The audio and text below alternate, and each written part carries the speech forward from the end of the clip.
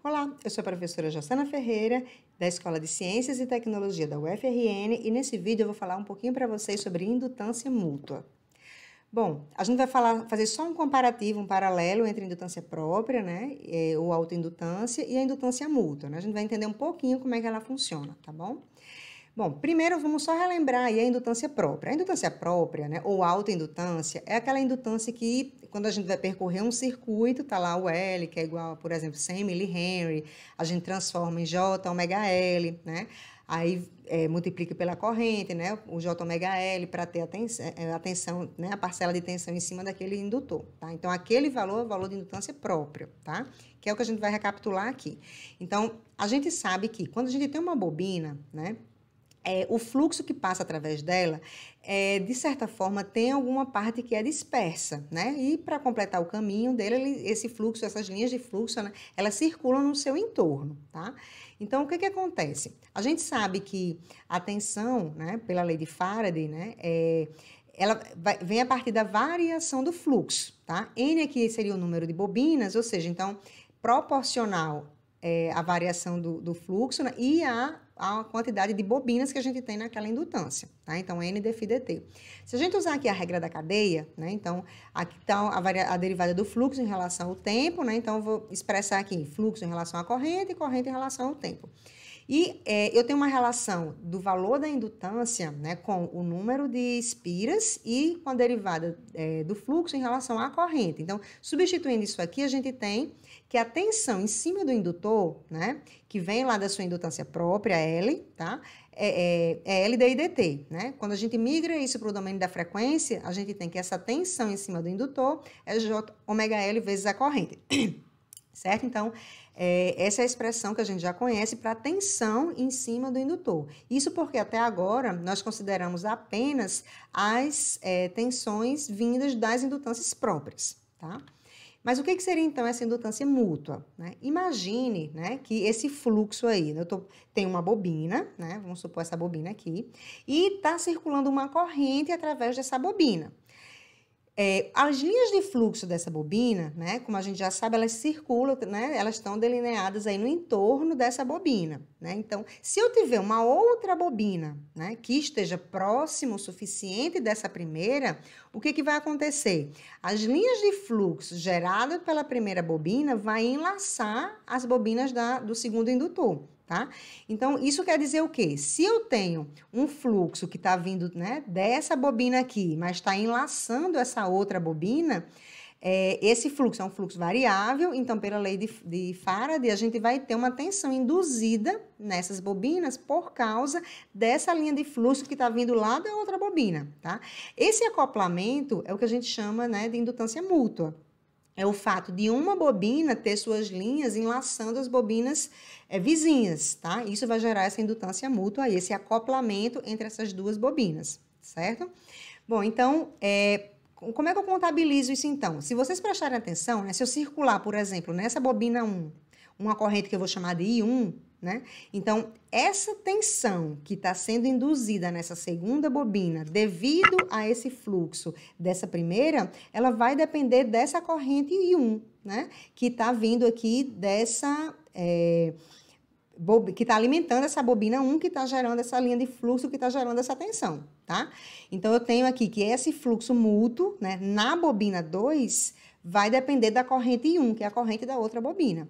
Mas aí se você pergunta, e se também houver uma corrente circulando aqui? Aí já é uma outra parcela de tensão que a gente também deve contabilizar. Então, essa tensão que vem aí dessa indutância mútua é uma tensão a mais, que dependendo de como as bobinas estiverem posicionadas uma em relação à outra, né? Se uma está enrolada no sentido horário ou no anti-horário, isso influencia se essa parcela de tensão mútua vai ser somada ou se vai ser subtraída da tensão que vem da sua própria indutância, tá?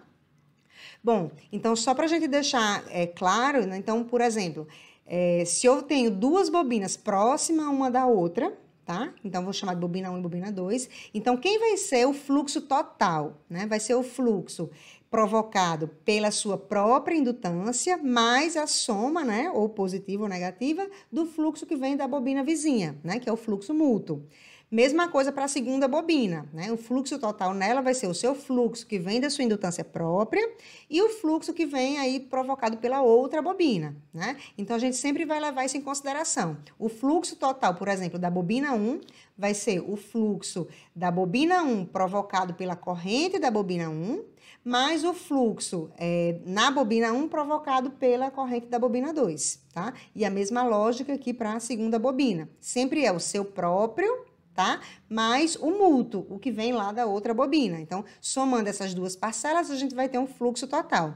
Lembrando que cada uma dessas parcelas gera uma tensão. Então, esse fluxo próprio vai gerar uma tensão e esse fluxo mútuo também vai gerar uma tensão, que vão se somar. Né? Mas, de novo, só lembrando que esse fluxo mútuo ele pode ser contrário ao sinal do fluxo próprio, dependendo de como as bobinas estejam enroladas, tá? Bom, só mostrando alguns exemplos para vocês aqui, né? Então, nesse caso aqui, eu tenho é o mesmo exemplo que eu mostrei ainda há pouco, né? Eu tenho essas duas bobinas, só que aqui no caso do secundário, né? Se a gente pensar no transformador, ele está aberto, ou seja, I2, a corrente que passa na bobina 2 é 0, mas I1, né, está circulando aqui, tá? Então, o que é que vai acontecer? Eu vou ter uma parcela de tensão, tá?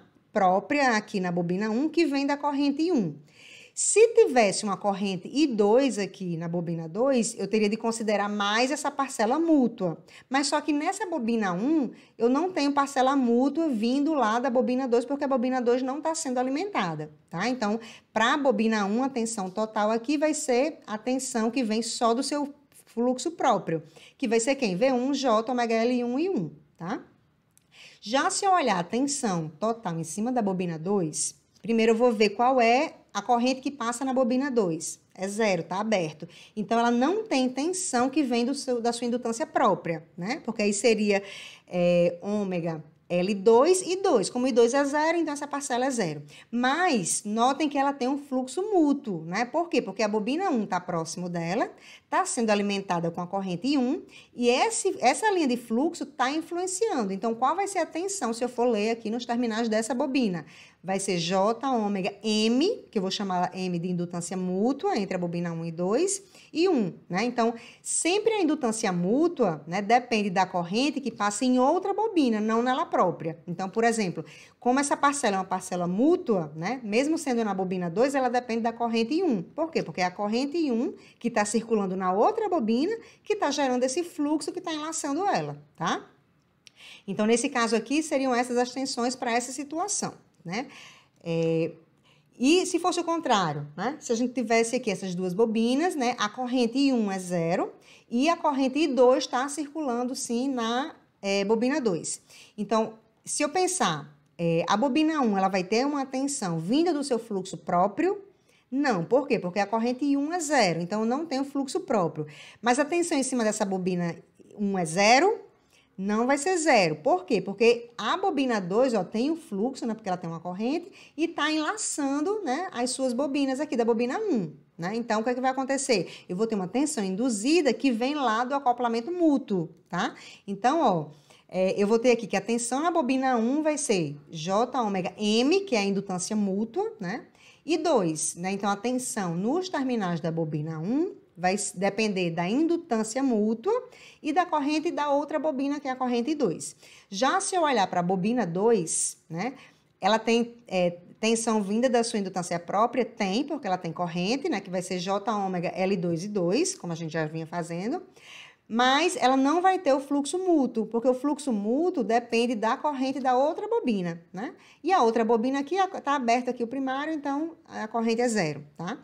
Então, esses dois casos, só para deixar bem delimitado as parcelas de indutância própria e indutância mútua, certo?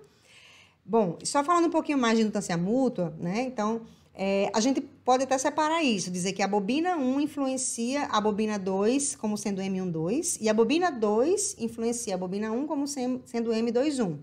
Mas a gente vai considerar sempre que essas indutâncias mútuas são iguais. A gente vai considerar esse acoplamento aí um acoplamento né, que tem essa via dupla, né? Então, o que influencia em uma, né, é o mesmo que influencia de volta. Então, a gente vai sempre chamar de M, tá? Então, a indutância mútua, né? Se for induzida uma tensão, ela só existe se for induzida uma tensão através de uma corrente que seja variante no tempo, isso é importante, tá? De um outro circuito, de tal forma, né, que só vai existir se eu tiver uma proximidade entre as bobinas, né? O ângulo entre essas bobinas, apesar de elas estarem próximas, influencia também, tá? Então, se vocês pensarem, se eu tenho duas bobinas paralelas, ou seja, o ângulo entre elas é zero, né? Eu tenho um acoplamento máximo, tá? Então, porque o fluxo que sai de um é praticamente o máximo que entra no outro, tá? Já se eu tenho um ângulo de 90 graus entre essas bobinas, elas não têm acoplamento mútuo, a indutância mútua entre elas é zero, tá? Então, se o ângulo entre elas é de 90 graus, elas estão desacopladas, né? Então, o acoplamento só vai existir se eu tiver um ângulo diferente de 90 graus, tá? Bom, só mostrar um exemplo para a gente montar as equações de malha desse circuitinho aí, considerando a indutância mútua. Aqui eu vou fazer um parêntese, porque é o seguinte, lembram que eu falei que a tensão total em cima de uma bobina vai ser a tensão vinda da sua indutância própria mais da mútua, e que essas parcelas, né, podem ter sinais diferentes. Como é que eu sei se vão ter sinais diferentes ou sinais iguais? Tem uma regra que é o que a gente chama de regra do ponto, né? Que o ponto, ele diz como que as bobinas estão enroladas no núcleo, tá? Só no desenho eu já saberia. Mas a gente não vai entrar em detalhes na regra do ponto, tá? Então, por isso que eu fiz uma observação, que a gente vai montar essas equações de malha, a gente vai considerar sempre que as indutâncias mútuas estão somando as tensões, tá? Então, só para a gente ter como entender um pouquinho esse conceito de indutância mútua, sem entrar em detalhes sobre a regra do ponto, tá bom? Então, a gente vai partir aqui desse circuito que tem duas malhas, alimentadas por uma tensão Vs, aí eu tenho a indutância L1, indutância L2, R1 e R2, e a indutância mútua entre L1 e L2, a gente vai chamar de M, tá bom? Aqui elas estão no circuito, no desenho, elas estão desenhadas separadas, até com 90 graus, mas o desenho, né, o circuito, o esquema de como estão ligados, não representa como elas estão na prática, né? Então, se eu pensar num circuito impresso, eu posso botar um do lado do outro, né, e fazer as conexões tal como está nessa imagem aqui, tá? Então, o fato do desenho estar mostrando o ângulo entre elas, né, de uma certa forma, não quer dizer que, na prática, se esse desenho representar um circuito físico, que essas indutâncias estejam, por exemplo, a 90 graus. Tá? Então, a gente vai considerar a indutância mútua que é fornecida, porque aí isso sim vai estar refletindo como é que essas indutâncias estão na prática. Tá bom? Bom, então vamos lá. Eu já chamei aqui das impedâncias, né, de Z, tá? Então, chamei aqui ZL1, ZR1, ZL2 e ZR2. E lembrando que a indutância mútua entre essa bobina L1 e a bobina L2, né, vai ser M, tá? Bom, eu vou usar um método de análise de malhas para a gente resolver. Então, já distribuí aqui minhas correntes, chamei de I1 e chamei de I2. E o que a gente faz quando a gente usa análise de malha, tá? Vamos esquecer, por enquanto, a indutância mútua. Primeiro, eu vou analisar o sentido das correntes que eu distribuí, tá? Lembrando que a corrente sempre polariza com mais onde entra, menos onde sai, né? Então, na impedância ZL1 eu vou ficar aqui com mais e menos, no ZR1 com mais e menos. Aqui, para a corrente 2, eu vou polarizar o ZR1 com mais embaixo, menos em cima, aqui mais em cima, menos embaixo, e aqui da mesma forma, tá?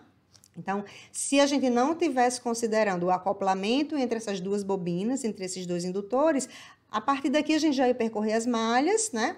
E já ia somar e encontrar essas correntes aí. Mas, se por um acaso existe esse acoplamento entre essas duas bobinas, então quer dizer o quê? Que em cada uma das bobinas eu vou ter uma parcela a mais de tensão, tá? Que vai ser correspondente ao fluxo da outra bobina que está enlaçando as bobinas dela e está induzindo uma tensão extra aí, tá? Então, como é que a gente vai considerar isso, né? Primeiro, vamos dar nomes a essas parcelas aqui, né? Então, essa primeira parcela, né, vai ser ZL1 e 1, quando eu for percorrer aqui, né, eu vou fazer VS, menos ZL1 e 1, né? Aí aqui menos ZR1 e 1, vindo aqui para a segunda malha, né? Essa parcela aqui vai ser ZR1 e 2, aqui menos ZR2 e 2, né? E menos ZL2 e 2, né? Então, se a gente não tivesse considerando o acoplamento mútuo, a gente ia percorrer essas parcelas aqui, ia somar essas parcelas. Mas lembre que a gente está considerando a indutância mútua. Então, o que é que vai acontecer? A corrente I2, que é a que está circulando aqui nessa impedância, nessa indutância L2, o que é que vai acontecer? Essa corrente I2 vai gerar um fluxo que vai enlaçar essa bobina L1, né? Que vai gerar uma tensão. Aqui é onde entraria a regra do ponto para eu saber a polaridade dessa tensão. Mas, como eu mencionei, a gente vai considerar que ela está se somando à tensão que a gente distribui aqui, tá? Bom, então, essa tensão ela vai ter essa polaridade, né, coincidindo, como a gente já definiu antes. E qual vai ser o valor dessa parcela de tensão? Ela vai ser Zm, que é o valor da indutância mútua, vezes a corrente I2. Por quê? Porque essa corrente I2 é que está provocando esse fluxo que está enlaçando essa outra bobina e gerando essa tensão. Mesmo raciocínio contrário, tá? Então, essa corrente I1 está passando aqui na impedância ZL1, tá? Que está gerando um fluxo que está enlaçando a bobina 2, né? Então, a gente vai considerar também aqui a polaridade sendo igual à polaridade da tensão na bobina. E qual o valor dela? Vai ser o valor da indutância mútua, né? Zm, tá? Vezes a corrente que está gerando esse fluxo aí, que é a corrente 1, né? Então, Zm1, né? Vai ser a parcela da tensão que vai ser induzida aqui em cima do indutor L2 devido ao indutor L1, né? Porque elas têm esse acoplamento. Então, agora quando eu for percorrer a minha malha, eu vou precisar incluir todas essas parcelas. Não só as parcelas das indutâncias próprias, mas também considerar essas parcelas aí devido às indutâncias mútuas, certo? Bom, limpei mais um desenho, né? Só para a gente fazer essa soma. Se eu considerar a malha 1, vou percorrer sempre no sentido horário, tá? Então, a malha 1 eu vou ficar com Vs, né? Menos ZL1, menos Zm2, né? Ou seja, aqui é devido à indutância própria da bobina L1. E essa parcela aqui é devido à indutância mútua, né? Que vem lá da outra bobina, por isso que ela depende da corrente I2, tá? Continuando a malha, vai ficar com menos ZR1I1 mais ZR1I2, né? Que é a corrente que está circulando aqui, que é essa parcela aqui. Então, essa seria a expressão para a malha 1. Já para a malha 2, né? Se eu começar aqui, também percorrendo no sentido horário, eu vou ficar com menos ZR1 menos ZL2I2 menos ZM1, né? Onde ZL2I2 é a parcela devido à indutância própria, né? Que é a que a gente contabilizava sempre. E essa parcela aqui vai ser a indutância mútua, né? Vai ser Zm, né? Que depende lá do meu M, da indutância mútua, vezes a corrente 1, que é a corrente que passa na outra bobina, né? Que está gerando essas linhas de fluxo que estão provocando essa queda de tensão aí, né? Adicional, tá? E fechando aqui, menos ZR2I2. Então, essas seriam as equações de malha se nós considerássemos os acoplamentos entre as bobinas, tá bom? Bom, então, nesse vídeo era isso, né? Até a próxima. Espero que tenha ficado claro.